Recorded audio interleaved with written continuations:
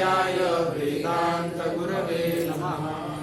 वसुदेवसुतं देवं कंसचाणूरमर्दनं देवकी परमानन्दं कृष्णं वन्दे जगद्गुरुम्।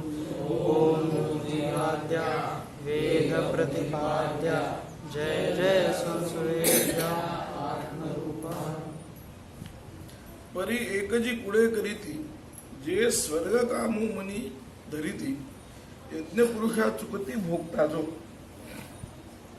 मीमांसक किंवा जे यज्ञ करायचं आणि स्वर्ग प्राप्त करायचे एवढाच विचार करणारे जे लोक आहेत त्यांना इथं वेदवाद रथ असं गीतेच्या भाषेमध्ये म्हटलं की ते वेदवाद रथ आहे. म्हणजे वेदाचं एक देश धरून वेदाचं खरं तात्पर्य कशात आहे याचा विचार न करता कुठलं तरी एक वाक्य घेऊन त्याच्यातच ते रममाण होणारे असे लोक आहेत. ते लोक काय करतात की एक चूक करतात म्हणाले. कोणती? यज्ञ करतात. यज्ञ करत नाही जसं नाही, कर्मकांड करतात. पण या सगळ्या कर्मकांडाचा एकंदरीत जर काही विचार असेल तर तो विचार कुठपर्यंत जातो तर स्वर्गप्राप्ती एवढंच फक्त बांधतात. स्वर्गाच्या शिवाय दुसरं काही डोक्यात नसतं त्यांचं. आणि म्हणून स्वर्गाच्या कामनेकरता यज्ञ केला की त्या यज्ञाद्वारा प्राप्त होणारा जो यज्ञ पुरुष आहे तो प्राप्त होत नाही. म्हणून ज्ञानेश्वर महाराज काय म्हणाले की फक्त स्वर्ग कामू मनी धरिती, स्वर्ग कामना मनात धरतात. त्यामुळे यज्ञ पुरुषा चुकती भोगता जो, त्या यज्ञाचा जो भोगता आहे, यज्ञाला जे यज्ञामध्ये तुम्ही हविर्द्रव्य देता ते विविध देवतांना जरी प्राप्त होत असलं तर ते विविध देवतांच्या द्वारा ते प्राप्त होत असतं. ते म्हणजे परमात्म्याला जो यज्ञ भोगता आहे त्याला प्राप्त होतं. म्हणून हरिर्दाता हरिर्भोक्ता हरिरन्नम प्रजापती हरिर विप्र शरीर असतो भुंगते भोजयते हरी असं म्हटलं. की यज्ञ मध्ये असं आहे की देणारा त्याच्यानंतर दिलं जाणार जिथं देतो ते म्हणजे ते आधार असलेला यज्ञाग्नी आणि ज्याला देतो ते हे सगळं हरीच आहे, सगळं परमात्माच आहे असं त्याचं म्हणणं आहे. ब्रह्मार्पणम ब्रह्महवीर पुढे जे म्हटलंय ब्रह्मार्पणम ब्रह्महवीर ब्रह्माग्नो ब्रह्मणा होतं. देणारा ब्रह्म आहे, ज्याच्यात टाकतोय तो अग्नी सुद्धा ब्रह्माग्नी आहे, ज्याला अर्पण करतोय ते ब्रह्मच आहे. ब्रह्मैव देणं गंतव्यम. आणि या सर्वांद्वारा प्राप्त काय करायचं तर ब्रह्मच प्राप्त करायचंय असं ते आहे. मूळ मुख्य उद्देश जो आहे यज्ञाचा तो कोणता आहे तर तो हा आहे की परमप्राप्ती परमात्म्याची प्राप्ती करून घ्यायची. यज्ञद्वारा करत असताना ते अर्थातच क्रमाने अपेक्षित आहे, क्रम मोक्ष किंवा क्रममुक्ती अपेक्षित आहे. पण यज्ञाच्या द्वारा हे सगळं प्राप्त करून घेण्याच्या ऐवजी जे केवळ यज्ञाचं जे अनुषंगिक फळ आहे म्हणजे स्वर्ग पुत्र वगैरे हे जे फळ आहे हे सगळे तसं पाहायला गेलं तर एक प्रकारे अनुषंगिक फळ आहे. सकाम उपासना जी आहे वेदाला काही खरं तात्पर्य देत नाही की लोकांनी सकाम उपासना करावी ही काही वेदाची इच्छा नाही आहे. वेदाची इच्छा वस्तुतः तर काय असेल तर लोकांनी मोक्ष प्राप्त करावा हीच आहे. आणि मोक्ष प्राप्त करण्याकरता ज्याचा जसा अधिकार असेल तसा त्यानं तो मार्ग चोखाळावा. कुणी ज्ञान मार्गाचा असेल तर त्यानं ज्ञान मार्गाने जावं, कुणी भक्ती मार्गाचा अधिकारी असेल त्यानं भक्ती मार्गाने जावं, योग मार्गाचा अधिकारी असेल त्यानं योगानं जावं. आता ज्याला हे सगळं शक्य नाही त्यानं काय करावं त्यानं कर्म करावेत. कर्माद्वारे चित्त शुद्ध करावं आणि चित्त शुद्ध करून मग परमात्म्याची प्राप्ती करून घ्यावी. पण वेदाचं सगळं सांगण्याचं तात्पर्य तिथंच आहे.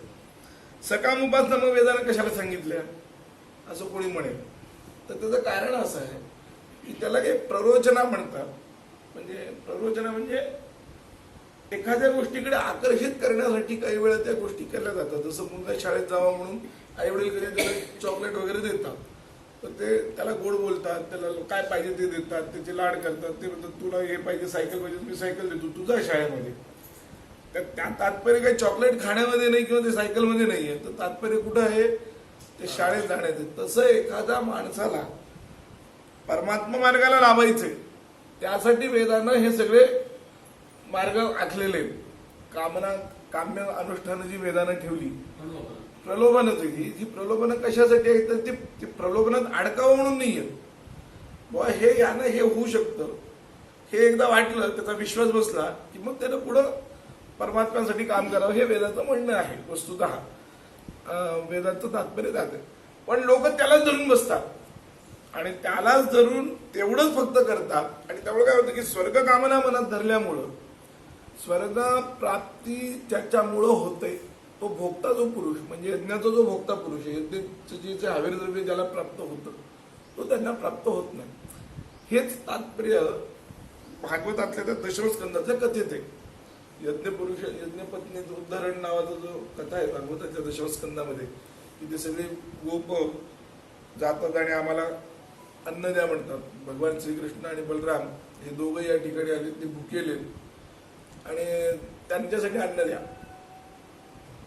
तर म्हणजे आता टीव्हीवर किंवा अन्यत्र जसं दाखवतात तसं काही तिथं भागवतकारांचा तसा अभिप्राय तिथं पण नाहीये. भागवतकारांनी असं सांगितलं की तिथं ते जे यज्ञ करणारे ब्राह्मण होते ते यज्ञ करणारे ब्राह्मण संशयात पडले. यज्ञ होण्याच्या आधी यांना अन्न द्यावं की न द्यावं, कारण उच्छिष्ट अन्न पुन्हा इकडे घेता येईल का, हा त्यातला तात्पर्याचा विषय होता. म्हणून त्यांनी ब्राह्मणांनी होकारही दिला नाही आणि नकारही दिला नाही, ते नुसते स्तब्ध राहिले. खरं असं आहे न ते ओमिती प्रोचुहो न नेतीच्या वादिना. पण तेच ज्यावेळेस त्यांच्या पत्नींकडे गेलं आणि त्यांना मागितलं म्हणजे स्त्रियांकडे गेलं तेव्हा स्त्रियांनी कुठलाही विचार न करता ते सगळं अन्न उचललं आणि ते परमात्म्याला गेलं. कारण त्यांना भोगता पुरुष हा कळला, ब्राह्मणांना तो कळला नाही. हा त्यातला तात्पर्य अर्थ सांगितलं, त्या कथेचा तात्पर्य अर्थ आहे. का नाही कळलं याचं कारण हे आहे की त्यांच्या डोक्यात एवढंच विचार आहे म्हणजे भोग भोगायचे.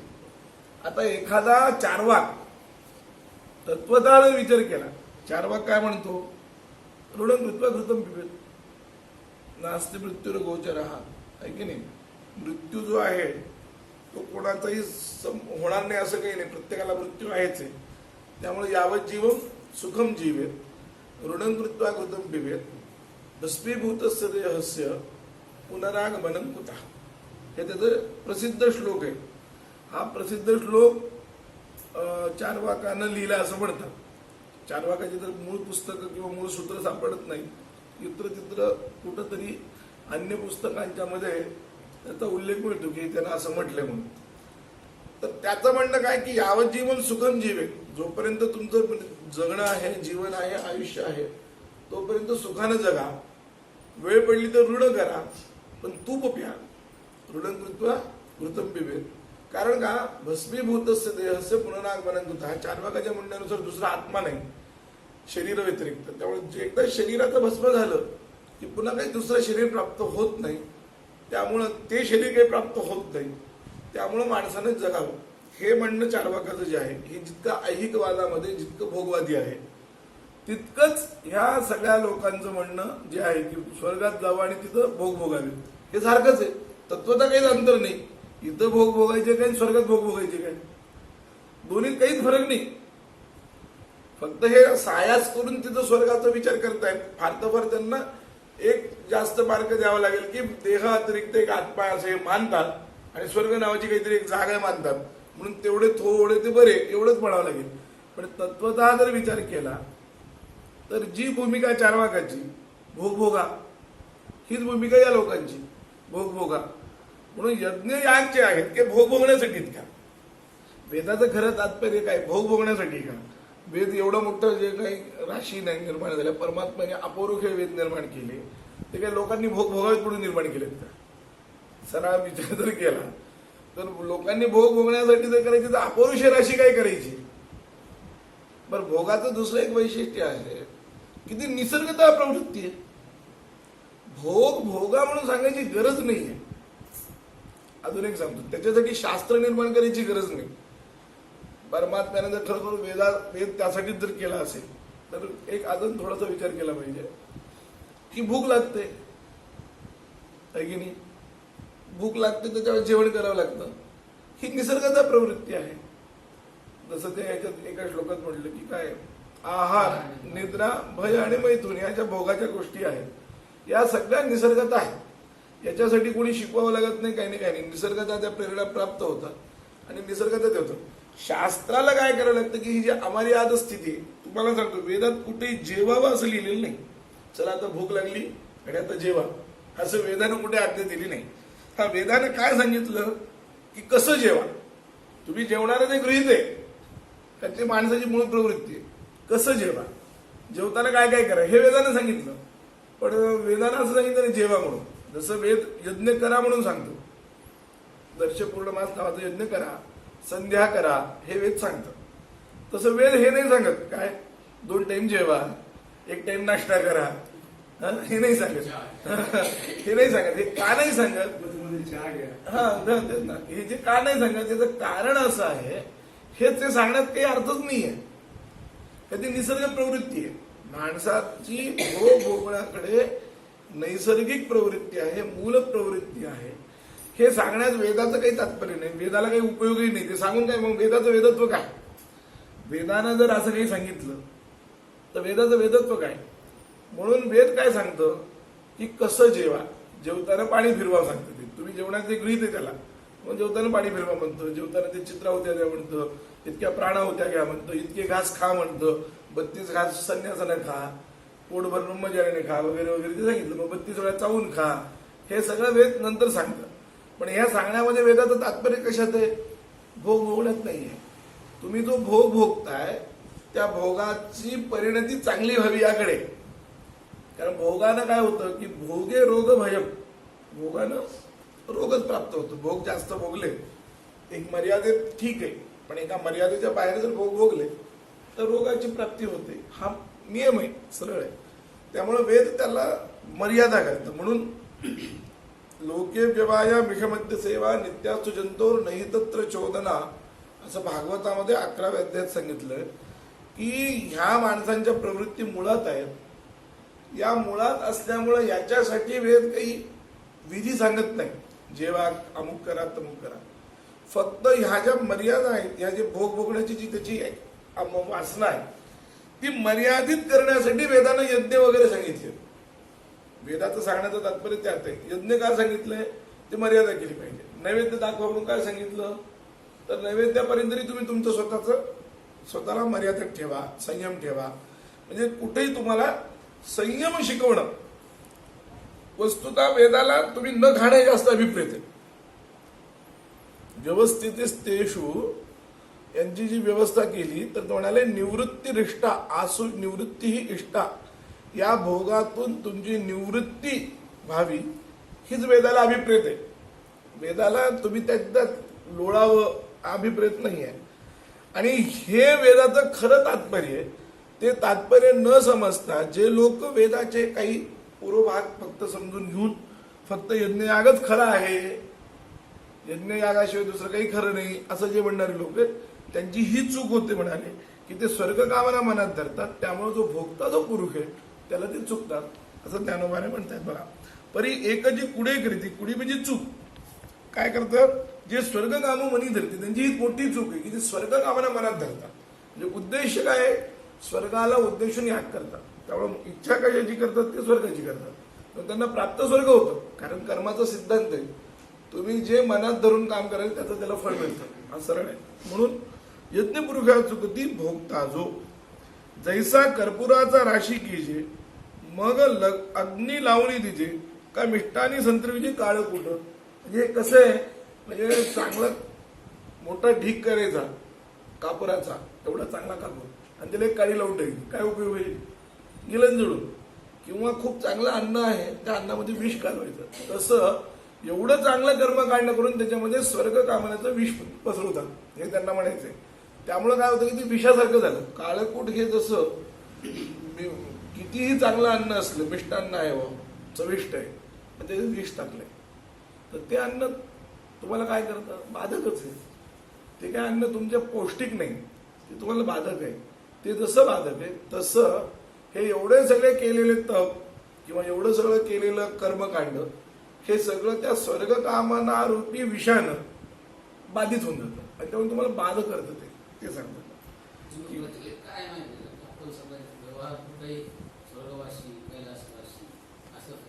काय ते मोक्षाला कोणीच जात नाही, पक्क माहिती त्यांना. सगळे काही मोक्षाचे अधिकारी नाही. आणि खरं म्हणजे ते नरकात गेलेत का स्वर्गात गेलेत हे सुद्धा चूक आहे. माझं एकदा त्या फेसबुकवर एकाशी भांडण झालं. कुरुंदकरांना त्यांना कैलासवासी नरहर कुरुंदकर म्हणलं. माझा याच्यावर आक्षेप आहे की कुरुंदकरांना कैलासवासी म्हणण्याचे काही कारण नाही. तसं तुम्ही मुस्लिमांना पैगंबरवासी म्हणता, वैष्णवाला वैकुंठवासी म्हणता, तसं कुरुंदकरांना चारवाकवासी म्हणायला पाहिजे. एक तर चारवाकवासी म्हणाले तर काहीच म्हणू नका, कारण स्वर्ग आणि नरक ही दोन्ही कल्पना ते मानतच नाही. जे मानतच नाही त्याला कैलासवासी म्हणण्याचं काय कारण आहे? ते सोडून द्या, प्रचलित व्यवहार सोडून द्या. प्रचलित व्यवहार हा साधारणपणे मेलेल्या माणसाबद्दल चांगलं बोलावं असा आहे, किती वाईट असलं तरी असा एक सामान्यपणे व्यवहार आहे. त्यामुळे ते त्याला स्वर्गवासी वगैरे लिहितात. पण तो काय खरा स्वर्गात गेले तुम्ही पाहिलेलं नसतं, लिहिणाऱ्याने पाहिलेलं नसतं, वाचणाऱ्याने पाहिलेलं नसतं, बोलणाऱ्याने पाहिलेलं नसतं. तो व्यवहार सोडून द्या, व्यवहाराचं तात्पर्य जात नाही. काय काय काय ब्रह्मीभूत हे संन्यासाला लावण्याची पद्धत आहे. त्याचं कारण असं आहे की संन्याशानं जीव ब्रह्मैक्य अनुसंधान केलं असं गृहीत धरले. तिथे हाच प्रकार आहे. तिथे जसं हा स्वर्गात गेला की नाही हे तुम्हाला कळत नाही, तसं याने ब्रह्म प्राप्त केले तुम्हाला काय कळायलंय? मुळामध्ये ब्रह्म प्राप्त झालंय की नाही झालंय ही जी अनुभूती आहे ही इतकी व्यक्तिगत आहे की ती दुसऱ्याला कळतच नाही. ज्ञानोबारायांनी किंवा गीतेनं सुद्धा हे बाह्य सगळे लक्षणं सांगितलेत. या सगळ्या लक्षणांचा परिपाक जर असेल, हे सगळे जी लक्षणं आहेत ही लक्षणं नाही वस्तुता, म्हणजे असाधारण धर्म म्हणून नाही आहे, वस्तुता ती एक प्रकारचे काही खुणा आहे की बाबा ह्या सगळ्या जर खुणा दिसत असतील तर हा मनुष्य काय म्हणतात त्याला ब्रह्मज्ञानी, म्हणजे शीतोष्ण सुख दुःख समान असतं. पण काही वेळा असं असतं की ते सुद्धा फार अव्यभिचारित लक्षण आहेत असं मला वाटत नाही. म्हणजे व्यक्तिशः मला माझ्या बाबतीत काही जणांची सहनशक्ती जर चांगली असेल तर ते उन्हात अर्धा एक काय 4 घंटे बसू शकतो. म्हणून त्याला उष्णता होत नाही म्हणून तो ब्रह्मज्ञानी असं काय अर्थ त्याचं होत नाही. म्हणून सगळ्या गुणांचा परिपाक पाहायला पाहिजे. सगळं म्हणजे त्याला थंडीतही तर सर्वात या सगळ्या गुणांचं एक महत्वाचं की उद्वेग न होणं. सर्वात महत्वाचा गुण कोणता आहे? पुढे 12व्या अध्यायाचे सांगितलंय. ब्रह्मज्ञान प्राप्त खरोखरच या माणसाला झाले की नाही पाहण्याची खरी गोष्ट जर कोणती असेल, बाकी शीतोष्ण सुख दुःख वगैरे काही फार महत्व नाही. महत्वाचं जे आहे ते उद्वेग न होणं, स्वतः उद्विग्न न होणं. म्हणजे यस्मानो द्विजते लोको आणि लोकांनो द्विजतेचे, ज्याच्यापासून लोक उद्विग्न होत नाही आणि जो लोकांमुळे उद्विग्न होत नाही, उद्विग्नता ज्याच्या ठिकाणी नाही तो ब्रह्मज्ञान प्राप्त केलेला असू शकतो. आणि 100% म्हणजे सोडून देणे सगळं, मध्येच त्रास होणे, उद्वेग होणे, त्रास होणे, कुठल्याही गोष्टीचा त्रास करून घेणे, त्रागा करून घेणे. त्याग नाही, त्रागा आहे त्या परिस्थितीचं स्वीकार न करता त्रागा करत राहणे, ही जी स्थिती आहे. माणसाचं एक वैशिष्ट्य असं की माणूस आहे त्या स्थितीत फार काळ चांगला राहत नाही. किती त्याचं सेटअप असू द्या चांगलं, आहे त्या स्थितीत तो चांगला राहत नाही, तो त्रागाच करतो, पुढं काय होईल म्हणून म्हणतोच तो. ब्रह्मज्ञानी माणूस आहे त्या स्थितीत, मग कुठली चांगली म्हणजे किती वाईट स्थिती असो आणि कुठलीही चांगली स्थिती असो, त्याच्यात दोन्हीमध्ये तो त्रागा करत नाही. हे मात्र एक असं आहे हे लक्षण की जे खरोखर अव्यभिचारित लक्षणे म्हणता येतात, म्हणजे ब्रह्मज्ञानी पुरुषाच्या ठिकाणी दिसतं. म्हणून ब्रह्मीभूत हे म्हणण्याची जी पद्धत आहे ती फक्त संन्याशाला आहे. ती अशी गृहीत धरली की संन्याशानं श्रवण मनन निधिध्यासन केलेलं असतं असं गृहीत धरलेले. हल्ली एकही संन्यासी करताना मला दिसत नाही, तो भाग सोडून द्या. कोणते संन्यासी तुम्हाला दिसतात की श्रवण मनन निधिध्यासन करतायत? नाही दिसत. दुसरंच काहीतरी करत बसले, मठ आश्रम निर्माण करत आहेत, एवढंच फक्त चालू आहे. जे मूळ मठ आहेत ते सांभाळण्यासाठी संन्यास घेतला तर तो एक वेगळा मुद्दा होऊ शकतो, पण नसलेले लोक पुन्हा नवीन आश्रम तयार करायचे तो एक अजून वादाचा मुद्दा आहे. मागचं त्याच्यात का होतं तेव्हा तात्पर्य काय आहे की वेदाचं तात्पर्य जे आहे ते मुळामध्ये कर्मकांडात नाही आहे. कर्मकांडात जरी 80,000 श्लोक असले, 80,000 मंत्र असले किंवा जास्तीत जास्त भाग कर्मकांडाचा जरी असला तरी त्या कर्मकांडाच्या द्वारा तो कर्मकांडाचा अधिष्ठाता प्राप्त करून घेणं हे वेदाचं खरं तात्पर्य. ते या लोकांना कळत नाही, त्यांची मोठी चूक आहे असं ज्ञानोबारायांना म्हणायचं. हे लक्षात ठेवा. जसं दैवे अमृतकुंभ जोडला तो पाय हाणून उलंडीला तैसा नासिती धर्मून निपजला हेतुकपणे. हेतुकपणे म्हणजे सकामपणे की दैवानं अमृतकुंभ प्राप्त झाला आणि तो लाथ मारून तो फेकून दिला. त्याचं हे झालं म्हणजे सांडला, लाथ मारलं मुद्दाम. तसं हे अजून काय करतात ते धर्म हा सगळा नासवतात हेतुकपणे, म्हणजे सकामपणामुळं त्या धर्माचं जे प्राप्तव्य आहे, धर्मात जे मोक्ष प्राप्ती होण्याची जी स्थिती ती प्राप्त होत नाही. त्यामुळे ते त्यांचं काय होतं, नाश होतो त्या धर्माचा. सायाचे पुण्य अर्जिजे मग संसारू का अपेक्षिजे पण नेणती ते काय जे अप्राप्त देखील. ते म्हणतात की एवढा सायास आहे, यज्ञयाग करणं म्हणजे काही सोपी गोष्ट नाही. त्यातल्या त्यात श्रौताचे जे यज्ञ म्हणतो मी, वेदानं सांगितलेले खरे यज्ञ, आता खरे यज्ञ फार कमी होतात, त्याला खूपच सायास आहे, कष्ट खूप आहे. एवढे कष्ट करून पुण्य प्राप्त करायचं आणि त्या पुण्याच्या द्वारा मिळवायचं काय, पुन्हा संसारच ना. स्वर्ग काय, मोक्ष काय, हे काय, जीवन काय, संसार म्हणजे संसारच मिळवणे. म्हणून ते म्हणतात की सायाचे पुण्य अर्जिजे मग संसारू का अपेक्षिजे. मग संसार का त्यांना अपेक्षा करावी, एवढं कष्ट करत असताना त्याला काहीतरी वेगळं दिव्य भव्य उदात्त काहीतरी मिळवायला पाहिजे की नाही. परी नेणती ती काय की पण यांना कळत नाही काय करावं म्हणाले. हे लोक त्याच्यातच लिप्त असल्यामुळं, यांची बुद्धी तिथंच होत असल्यामुळं अप्राप्त देखे तेवढा त्यांना तेच अप्राप्त वाटतं, स्वर्गच अप्राप्त वाटतो, बाकी काय वाटत नाही. जैसी रांदवणी रससोय निकी करुनिया मोले विकी तैसा भोगासाठी अवेविकी धाडीती धर्म.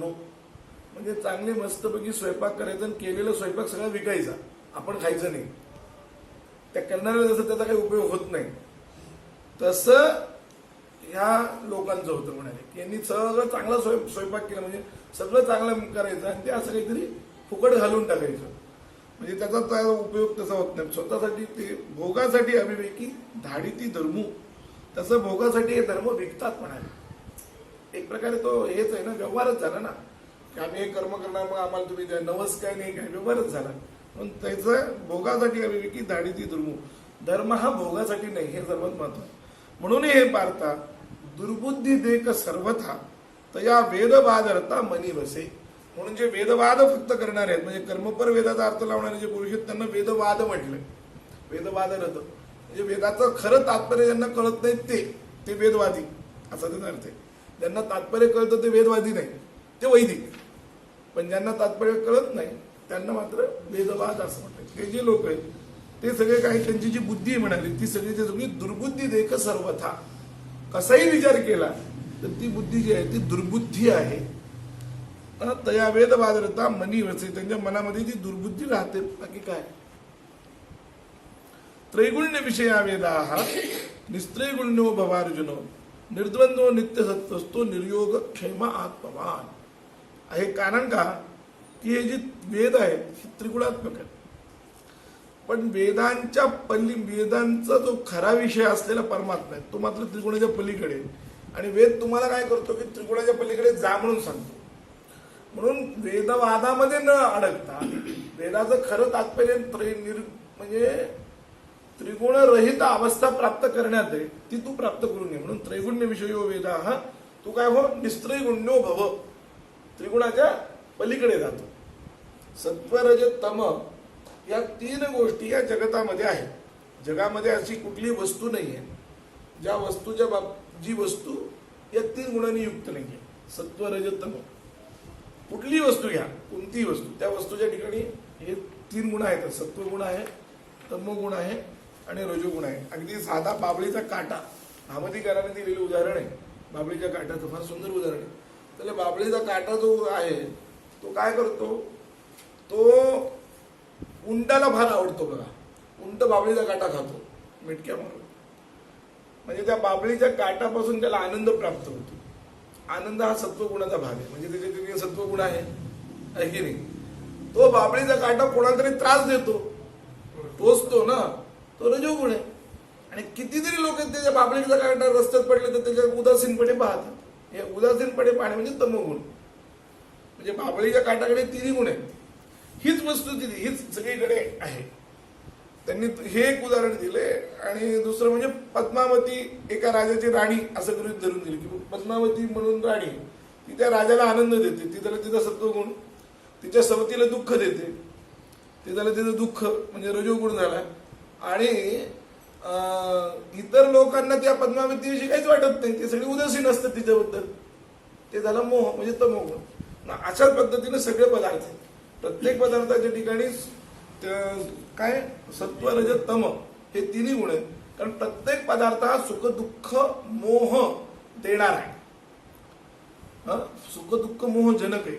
प्रत्येक पदार्थापासून सुख दुःख मोह, कुणाला सुख प्राप्त होईल. अगदी प्रत्येक पदार्थ प्रत्येकाला सुख देतो असं नाही, प्रत्येक पदार्थ प्रत्येकाला दुःख देतो असं नाही, पण कुणाला तरी सुखाला कारणीभूत होतो, कुणाला तरी दुःखाला कारणीभूत होतो.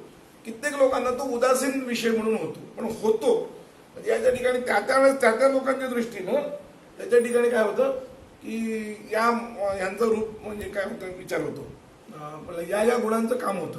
म्हणजे ज्यावेळेस आनंद देईल त्यावेळेस त्या ठिकाणी सत्वगुणाचं काम होईल, ज्यावेळेस दुःख देईल त्यावेळेस रजोगुणाचं काम होईल, आणि जेव्हा सुखही नाही दुःखही नाही अशी अवस्था प्राप्त होईल त्यावेळेस तमोगुणाचं काम होईल. म्हणून वेदानं सुद्धा जे काही सांगितलं, म्हणून वेदही शब्द आहेत, जगदांतर्गतच वेद आहेत ना, वेद काही जगाच्या बाहेर नाहीत, म्हणून ते सगळे त्रिगुणात्मक आहेत. म्हणून त्रैगुण्य विषयो वेदा. पण तू काय हो निस्त्रिगुण्य भवार्जुन, तू त्रिगुणाच्या पलीकडे जा. कसं निस्त्रिगुण्य हो म्हणाले, निर्द्वंद्व, तुझ्या मनामध्ये द्वंद्व अवस्था असता कामा नये. नित्य सत्व असता, सत्व म्हणजे शक्ती किंवा अंतःकरणाची नित्य निश्चलता असं तू राहा. निर्योग क्षेम आत्मवान, योग आणि क्षेम या कशाची चिंता न करणारा असा. मी मगाशी जे म्हणलं की माणसाचा हा स्वभाव आहे, किती चांगली अवस्था प्राप्त झाली तर जी आहे ती अवस्था राहते की नाही असं त्याला वाटतं. असलेल्याचं संरक्षणाची त्याला भीती असते, आणि नसलेलं कधी प्राप्त होईल याची चिंता असते. यालाच योगक्षेम म्हटलंय. योग म्हणजे असलेल्याची प्राप्ती किंवा न मिळणाऱ्याची गोष्टीला म्हणतात योग, आणि जे आहे त्याचे क्षेम म्हणजे त्याचं संरक्षण त्याला म्हणतात क्षेम. या दोन्हींची काळजी माणसाला कायम असते, आणि भगवंत त्या अर्जुनाला सांगतात की हे दोन्ही तू करू नकोस. निर्योग क्षेम आत्मवान म्हणजे आत्म्यामध्ये रममान हो, असं या श्लोकाचं तात्पर्य. बघा, तीही गुणी आवृत हे वेद जाणे निभ्रांत, म्हणून उपनिषद आदी समस्त सात्विकते. त्यांनी सांगितलं की हे तिन्ही गुणांनी वेद आवृत आहे, म्हणजे सत्वगुण रजोगुण तमोगुण. त्या वेदातला कोणता भाग कोणता आहे ते बघायचं. त्यातलं त्यांनी सांगितलं की जे उपनिषदाचा भाग आहे तो सात्विक आहे, का तो ब्रह्मानंद देणार आहे. म्हणून ज्ञानेश्वर महाराज म्हणाले की म्हणून उपनिषदादी समस्त सात्विकते, वेदाचा जो उपनिषदाचा भाग आहे तो सात्विक झाला. आणि येर रजतमात्मक, येर म्हणजे उरलेला कर्मकांडाचा जो भाग आहे तो काय, तो रज आणि तमात्मक आहे. जे निरूपी, जे कर्माधिक, जे केवळ स्वर्ग सूचक धनुर्धरा. कर्मकांडाचा भाग जो आहे तो काय रजोगुण तमोगुणात्मक आहे. म्हणून तू जाण हे सुखदुःखासीच कारण, येत जणे अंतःकरण दिगोदेसी. म्हणून हे सुखदुःखालाच कारण होणाऱ्या गोष्टी ह्या सगळ्या. म्हणून इथं तू तुझं अंतःकरण अजिबात रमवू नकोस. तू गुणत्रयाते अंधेरी, मी माझे हे नकळी, एक आत्मसुख अंतरी विसंबू झणी.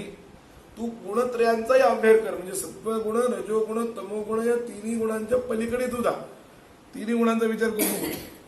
मग हे करायचं असेल तर काय करावं लागेल, म्हणजे मी माझे न करी, हे माझे मी आहे, मी हा शब्द सोडायचा, आणि हे माझे हे शब्द म्हणजे ममत्व सोडायचं, आणि अहमपणा सोडायचा. अहंकार आणि ममत्व हे दोन्ही सोडायला सांगितलं. आणि फक्त एक आत्मसुख अंतरामध्ये धर.